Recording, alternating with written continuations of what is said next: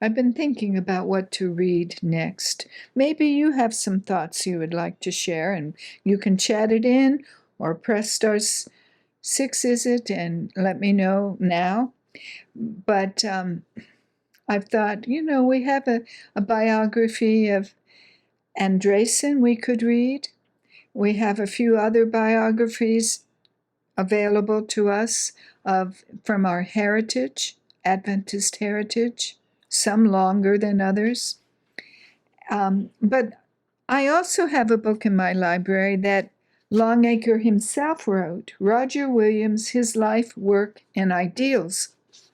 And it's not a long book. The font is fairly large. I think we could read it quite, maybe in a 4 to 6 weeks, we'll see. But I thought I would read this one while we have Longacre on our mind. We know about his life, the kind of person he was, and he was a staunch advocate of religious liberty, and Roger Williams also was. So let's see what the life of Roger Williams was like as portrayed by Longacre. And the dedication in this particular book is to the cause of civil and religious liberty. And so I think this should be interesting to all of us. I could read the preface, but I'm going to skip it so we can get right into Longacre's words. First chapter is entitled, I should say, Roger Williams, Builder of a Republic. Roger Williams and the ideals and fundamental principles which he advocated in the establishment of a new government in America have not received the study and attention which they deserve. Amid scorn, persecution, and banishment, he held steadfastly to his ideals and was determined to be found in the American wilderness a new republic in which church and state would be completely separated and in which each individual would enjoy absolute freedom of conscience in all religious matters. As the Honorable Augusta W. Hinshaw says, perhaps much more than we have realized, he, i.e. Roger Williams, became the practical founder of the new republic which remains as lively an experiment today as when the young believer in a separate church and state began the policy of providence.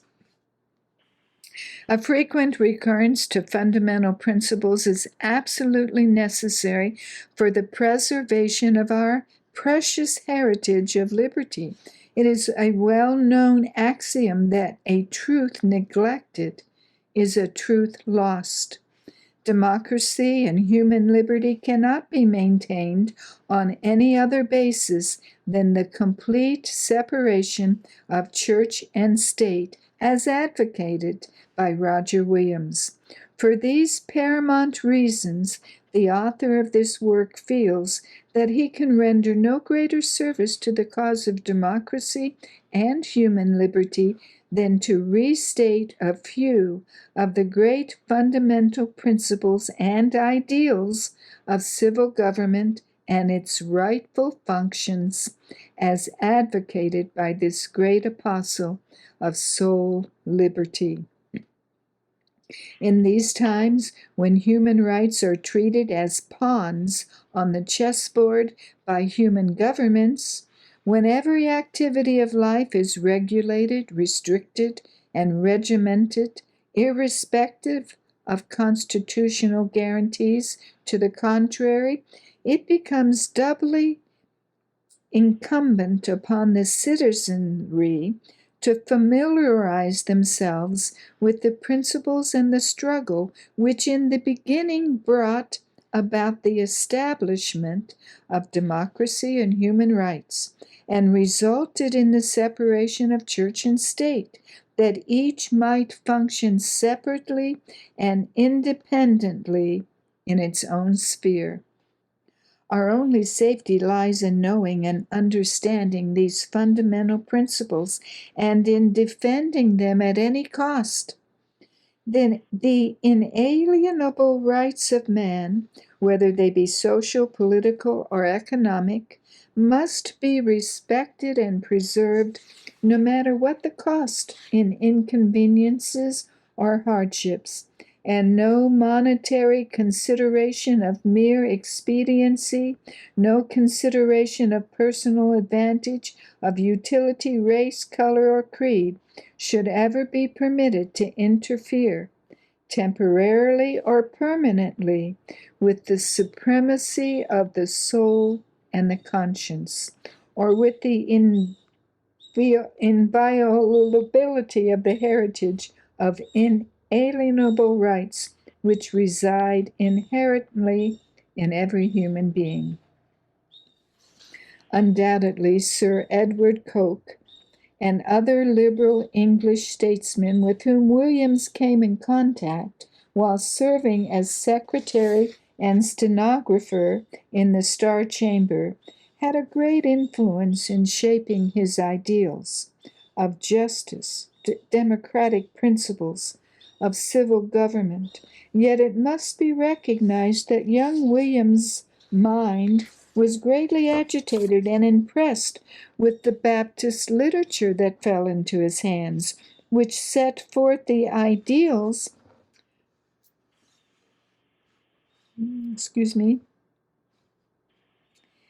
of a free and independent church in a free and independent state.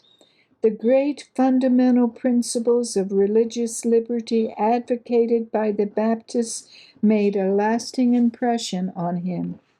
Roger Williams, very early in life, came in contact with Anabaptists, the Mennonites, and the Separatists, all of whom taught that civil magistrates should not meddle with religious matters, all of whom were opposed to infant baptism, and all of whom suffered the usual civil penalties meted out to religious minorities. The Baptists especially were aggressive and produced a large amount of religious literature, which they circulated extensively. Evidently, young Williams read the Confession of Faith of the Baptist, published in 1614, in which they declared, "The magistrate is not by virtue of his office to meddle with religion or matters of conscience, to force or compel men to this or that form of religion or doctrine, but to leave Christian religion free to every man's conscience and to handle only civil transgressions." He evidently read a textbook in his day written by Leonard Busher, which stated, "For all good shepherds will divide and separate, and not force, slay, and persecute. Kings and magistrates are to rule temporal affairs by the swords of their temporal kingdoms, and bishops and ministers are to rule spiritual affairs by the word and spirit of God, the sword of Christ's spiritual kingdom, and not to intermeddle one with another. And it is a great shame for the bishops and ministers not to be able to rule in their church without the assistance of the king and magistrate. Yea, it is a great sign that they are none of Christ's bishops and ministers. If they were, they would not be afraid nor ashamed of their faith, nor yet would they persuade princes and people to persecute and force one another to believe them, but would use only the assistance of God's word and spirit, and therewith suffer their faith and doctrine to be examined, proved, and disputed both by word and writing. Another Baptist in 1615 wrote a treatise and presented it to the King of England, in which many statements like this occur. No man ought to be persecuted for his religion, be it true or false. So they testify their faithful allegiance to the king. What authority can any mortal man require more than of body, goods, life, and all that appertaineth to the outward man? The heart God requireth. It is evident that Roger Williams, as a student, had access to these Baptist works current in his day, because many of these terse sayings of the Baptists occur in many instances in almost the same identical words. He was undoubtedly greatly influenced by these Baptist writings in his early life while he was still an adherent of the popular state church, and they must have made a profound impression upon him and led him finally to the acceptance of the Baptist faith in America. The early settlers who fled from the persecutions of Old England had resolved to separate church and state in the New World and grant religious freedom to the persecuted of Europe. But the powerful majority soon lost sight of the separation issue in America and began to persecute the dissenting minorities. Roger Williams espoused the cause of religious minorities and broke connections with his own church when, to his great sorrow, he discovered that the government of New England and his own church had disavowed only the religious persecutions of Old England and not the principle of religious persecution. This compelled him to lay aside position, prestige, and preferment a second time in order that he might make possible in America the establishment of religious liberty as conceived by the author of Christianity. In the uncharted wilderness, he became an exile for his opposition to the established church and state order, and he became the founder not only of a new faith, but of a new republic, in which the government was of the people and dealt with civil things only. The German philosopher and historian Gervinus, in his introduction to the history of the 19th century, says of the principles of religious liberty and the complete separation of church and state as now accepted by the United States and other democratic countries, and first enunciated by the founder of Rhode Island. He said, in accordance with these principles, Roger Williams insisted in Massachusetts upon allowing an entire freedom of conscience and upon entire separation of church and state, but he was obliged to flee. And in 1636 he formed in Rhode Island a small and new society in which perfect freedom in matters of faith was allowed, and in which the majority ruled in all civil affairs. Here, in a little state, the fundamental principles of political and ecclesiastical liberty practically prevailed before they were even taught in any of the schools of philosophy in Europe. At that time, people predicted only a short existence for these democratical experiments: universal suffrage, universal eligibility to office, the annual change of rulers, perfect religious freedom, the Miltonian doctrines of schisms.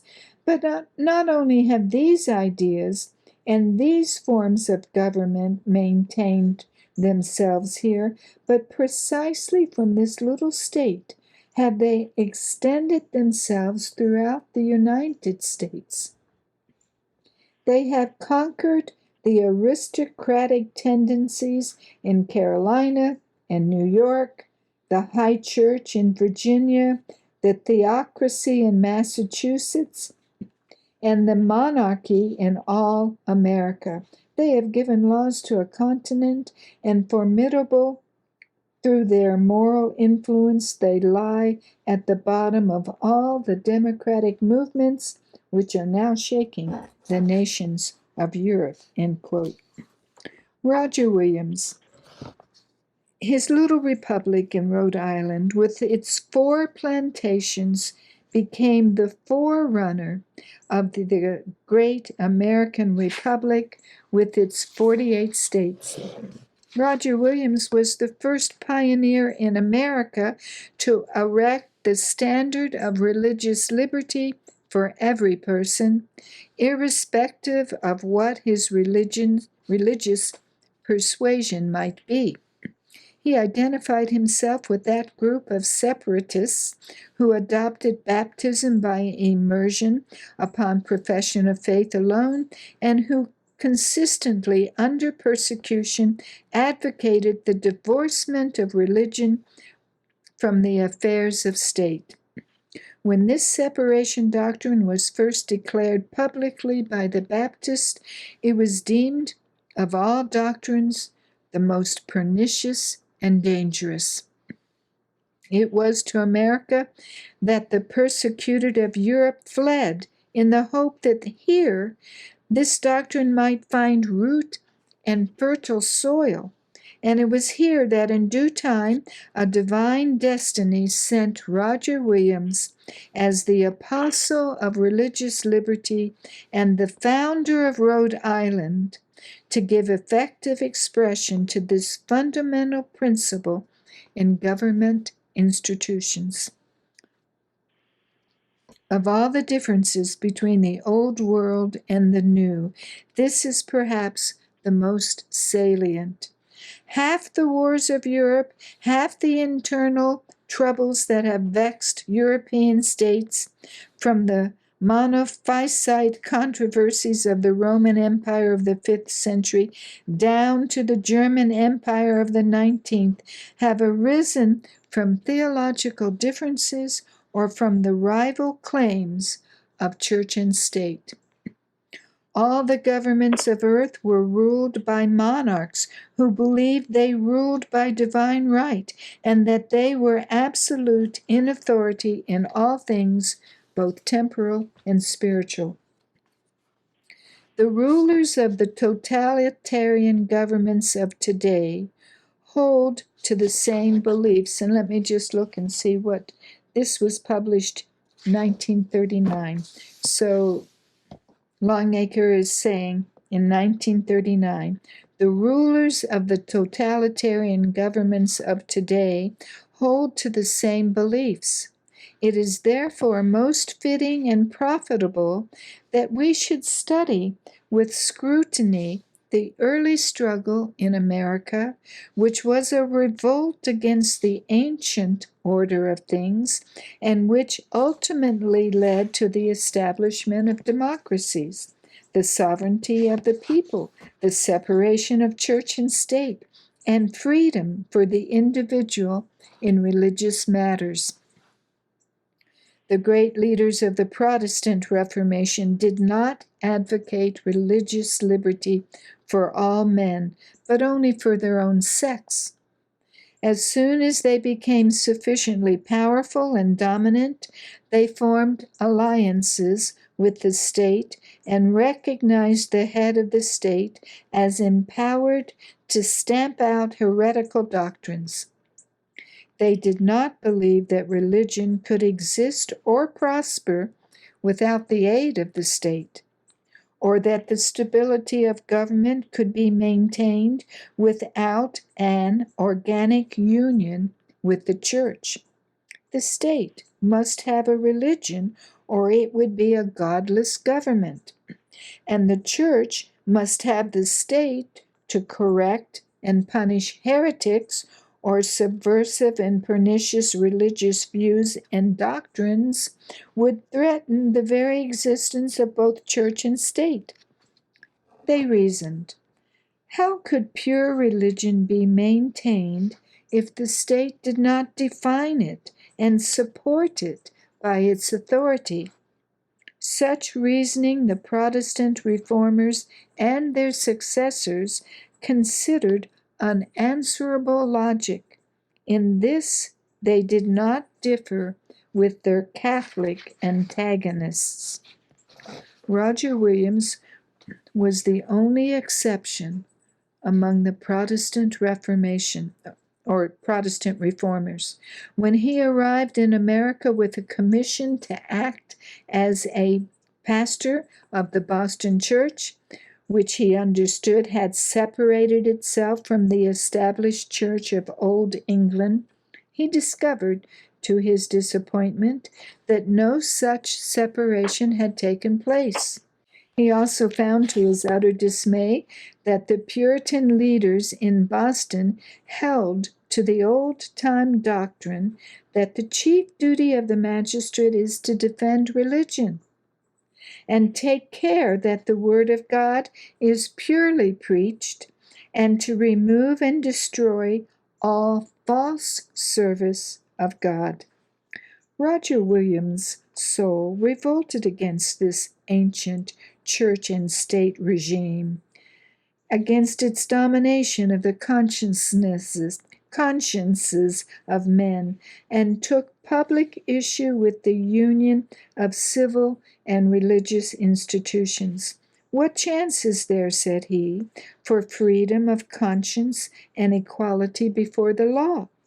Later he espoused the cause of the Anabaptists, who declared that the magistrate is not to meddle with religion or matters of conscience, nor compel men to this or that form of religion, because Christ is the King and lawgiver of the church and conscience. They did not accept toleration of the rights of minority religions on the part of the state church as a guarantee to religious liberty. Toleration, they said, was a mere grant of religious rights by a superior force, which might at any time be withdrawn. Religious liberty is an inherent right and inalienable, which no earthly power has a right to abridge. The Anabaptists demanded the absolute freedom of religion from civil control, and Roger Williams was determined to go to the root of the matter and secure this absolute freedom in religious matters for the individual, so that the liberties of all men might be made secure in civil government. The doctrine of absolute freedom in religious matters for the individual was a despised dogma and was destined to bring persecution upon its advocates. There was no congenial soil in Europe for such a radical doctrine of religious liberty. Those who advocated it were hunted down like wild animals and given no quarter. The persecuted looked to the New World as the only hope of escape and as the only place where the seeds of liberty might take root and yield a benign fruitage. Roger Williams, the noblest of all the reformers in Europe, who of them all had the clearest view of the proper relationship of church and state, realized that religious freedom was foredoomed in the old world, and that the only hope of launching a successful experiment of a free church in a free state was in the New World, in virgin territory. In Europe, the legal precedents of centuries, hoary tradition, the conventional requirements of organized society, the political and ecclesiastical authorities of whatever name, as well as the teachings in the schools, were all prejudiced against it and determined to smother the doctrine of a complete separation of church and state. Europe would go no farther than to tolerate religious minorities.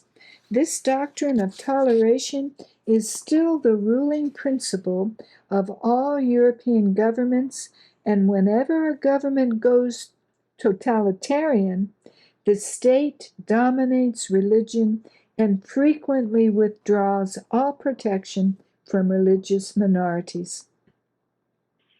Under a totalitarian government, neither civil nor religious rights are secure, and religious liberty is a minus quantity. Roger Williams looked to the New World as the only hope of the promise of better things. He was willing to sacrifice all honors and preferments that might accrue to his advancement along material lines in order that he might aid in the establishment of absolute religious freedom in the New World. The Puritans had already preceded him with the avowed purpose of enjoying religious freedom for themselves, but not of granting the same privileges to others of divergent faith. They were already persecuting dissenters and nonconformists to their peculiar religious customs and doctrines, religious prejudices and hatreds over church creeds, and the age-long strife over which should be the dominant and ruling religion or church in the state, were being revived with their ancient fervor. America needed a prophet and a champion of the new conception of religious liberty and of church and state separatism. God had prepared a man and sent him to the New World to make it ultimately what he, in his wisdom and eternal purpose, had designed it to become: an asylum for the oppressed of all nations, the land of the free, and the home of the brave. Though an exile like Moses of old, Roger Williams was sent of God to bring deliverance to God's persecuted and afflicted people in America, which was to them a land of promise, as verily as was ancient Palestine to the afflicted children of Israel. Of all the great Protestant reformers, he was the ablest, the best trained, the most enthusiastic, and he held the clearest conceptions of the rights of all men, of religious freedom in religious concerns, and of the true relationship of the church and the state. He was a star of the first magnitude, heralding the coming of a new freedom in a new nation, which was to enlighten the world with a new conception of Christianity and religious freedom. The new prophet was not well received in New England by the theocratic religionists, and he was soon driven out of Massachusetts by the Puritans for teaching what they denominated as treasonable and damnable heresy. To teach that the civil magistrate had no right to punish offenses against God and religion was more than the Puritans could tolerate. To cast him out of God's way of bringing him into his own heritage which he had reserved for him, to cast him out was God's way of bringing him into his own heritage, which God, had reserved for him. In Rhode Island, which was virgin soil in the wilderness, he founded a commonwealth, a miniature republic, a government of the people, by the people, and for the people, where for the first time in history, religious liberty for every man was recognized in civil government as a foundation principle. Roger Williams, was the apostle of religious liberty, of soul liberty in the New World. He had the high honor in the providence of God of being the first man to establish in practice the emancipation of the conscience of man from the fetters of political ecclesiastical rule. He became the harbinger of religious liberty in its true sense and reality, and pointed the true way for the greatest republic of a free and democratic people. We Americans owe a debt of gratitude to Roger Williams as preacher, prophet, and statesman, which we cannot pay in any better way than to defend and preserve the precious heritage of civil and religious liberty which he has bequeathed to posterity for the benefit of all mankind. His ideal of the proper relationship of church and state, and his political philosophy and principles of government perhaps cannot be summed up in a more concise form than in his own words. Quote, "The civil sword may make a nation of hypocrites and anti-Christians, but not one Christian. Forcing of conscience is a soul rape. Persecution for conscience hath been the lancet that letteth the blood of kings and kingdoms. Man hath no power to make laws to bind conscience. The civil commonwealth and the spiritual commonwealth, the church, not inconsistent though independent, the one of the other. The civil magistrate owes to false worshippers 1. Permission, 2. Protection." End quote. If this fundamental principle of civil government had always been recognized and followed, there never would have been any religious persecution in this world. Roger Williams not only believed and taught this principle of government, but he practiced it. After having successfully operated this experiment in Rhode Island for 27 years, he embodied in 1663 in the Memorial Charter for the Commonwealth and English Colony of Rhode Island his fundamental tenet as follows, quote,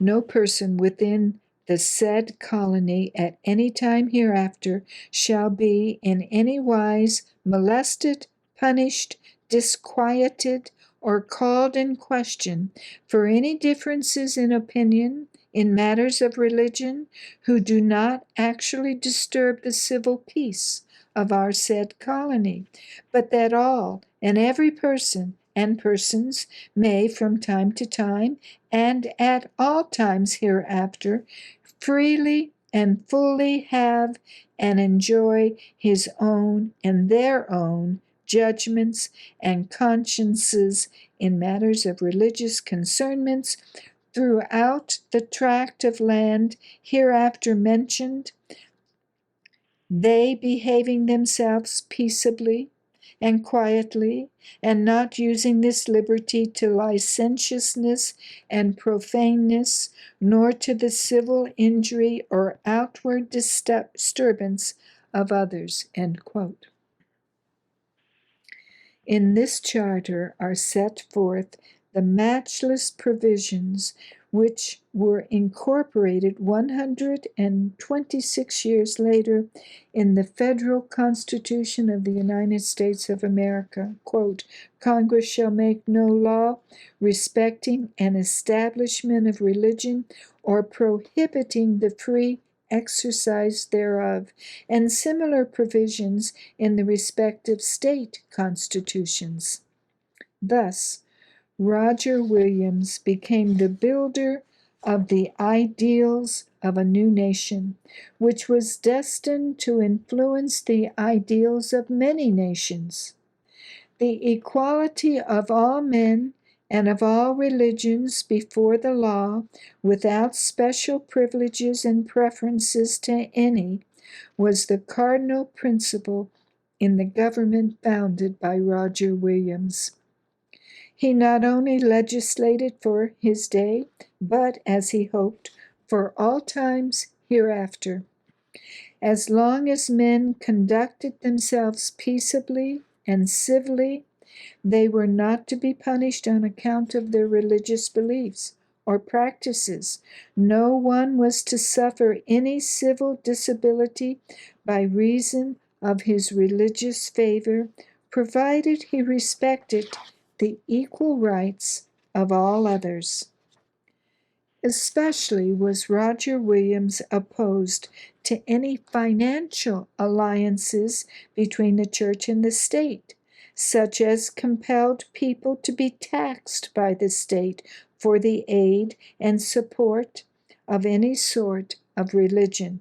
He did not believe that any person elected to public office should ever take advantage of his public office through legislation or the administration of his civil duties to promote the religious interest of religious organizations, nor should he ever attempt to settle religious controversies by law or give preference by judicial decisions to religious opinions, creeds, usages, or customs.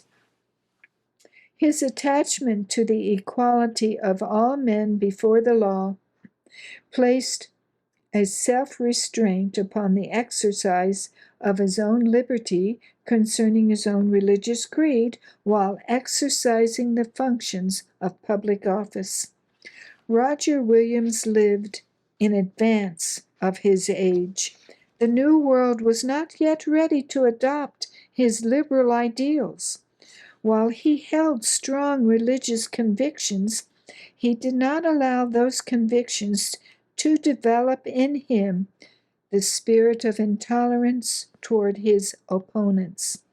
The most difficult lesson which mankind must learn and keep constantly in mind, especially when one is entrusted with power and authority over others, is that religious truth, which we deem most precious and paramount, can never be advanced through coercion upon others.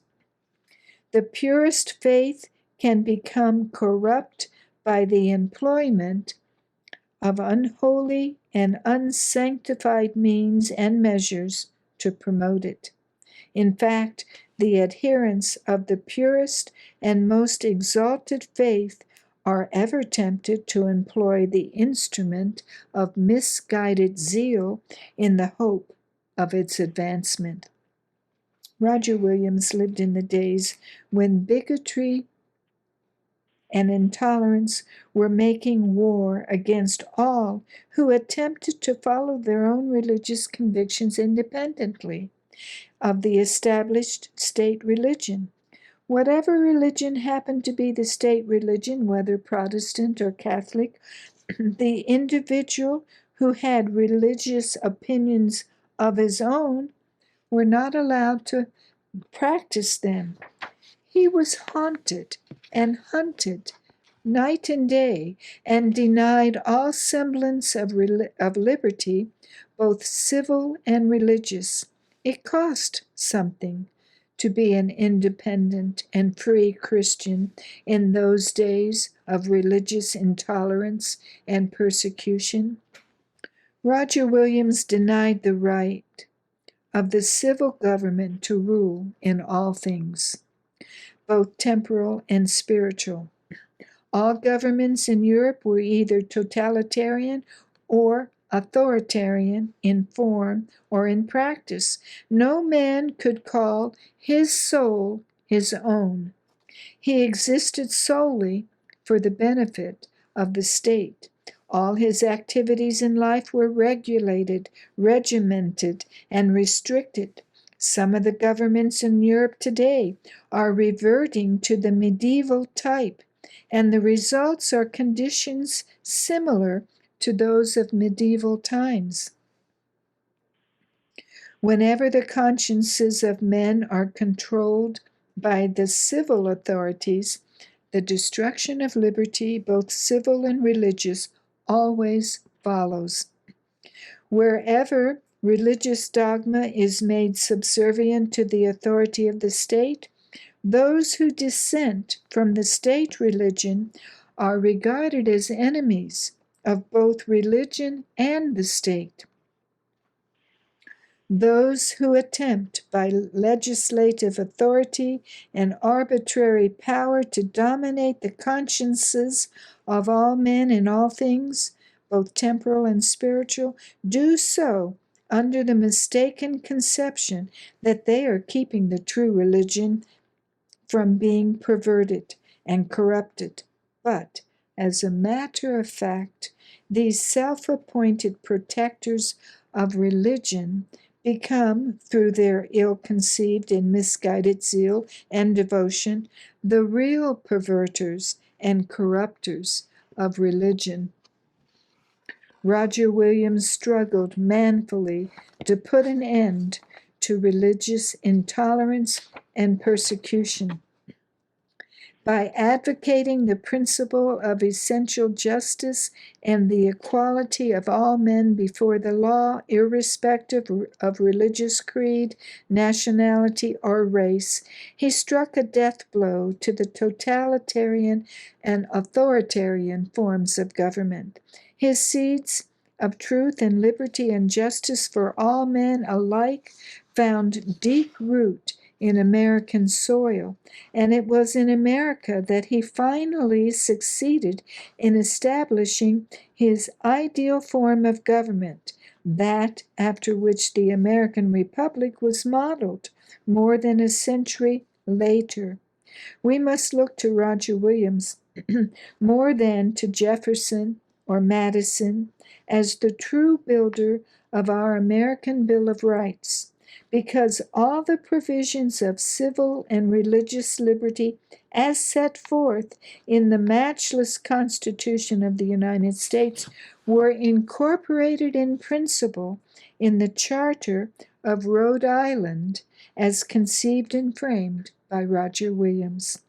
Both Jefferson and Madison had the writings of this first and greatest of all Americans, who formed the ideals and principles of civil government in Rhode Island, and they gave vital breath to those immortal and immutable principles of human rights and liberties in the Declaration of Independence and in the Bill of Rights of the Federal Constitution of the American Republic. The great apostle of soul liberty was the instrument that gave inspiration and guidance to the shaping of the fundamental law of a nation, which was destined to become the champion of the rights of all men. It is only as we continue to live in the spirit and devotion of these great ideals of human liberty, of the inalienable rights of all men, and maintain and preserve both our civil and our religious freedom, which has been bequeathed to us as a precious blood-bought heritage, that we can hope for protection, for peace, for prosperity, and for human happiness, and that we can be saved from the errors and delusions which have led astray the nations of the past. And that ends the chapter, but I just have to say, this man, Longacre, must have liked to talk, because this whole paragraph just about is one sentence, and it's hard to keep the idea from the first part to the last part. I could read it again for you. maybe I will for my own benefit. It is only as we continue to live in the spirit and devotion of these great ideals of human liberty, of the inalienable rights of all men, and maintain and preserve both our civil and our religious freedom, which has been bequeathed to us as a precious blood-bought heritage, that we can hope for protection, for peace, for prosperity, and for human happiness, and that we can be saved from the errors and delusions which have led astray the nations of the past. Amen. I have to say amen. It sounds like a preacher to me, doesn't it to you? But nevertheless, that's the end of the chapter. Excuse me just a minute. The next chapter is entitled A Brief Biographical Sketch of Roger Williams. So next time we'll go back and get a little history of his life before he came to America. And so we're just going to close now with that.